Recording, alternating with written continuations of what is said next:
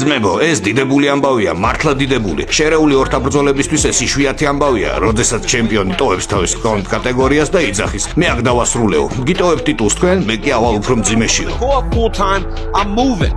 ჯონ ჯონსმა გააკეთა ესე, ჟორჟ სენ-პიერმაც იგივე ექნა და ეხლა ამას აკეთებს თოფურია. განსხვავება იმაშია, რომ ამ ბიჭებს გარანტირებული სატიტულო ბრძოლები ელოდათ სხვა წონაში. ილიას კი არა.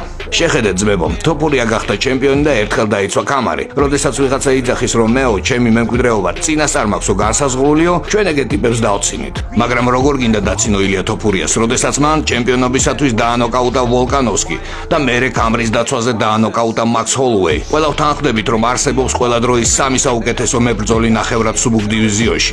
აქედან ორი ილიამ წემა ერთ წელიწადში. მე ვთვლი, რომ ილია წლის მებრძოლი უნდა გამხდარიყო შარშან. ეს ნამდვილი სიგიჟე იყო. ერთგულება გულსის სისხლად მიდგას სიყვარულთან თვლილი არ ვიცი თოფურიას ძალა სულში მიდგას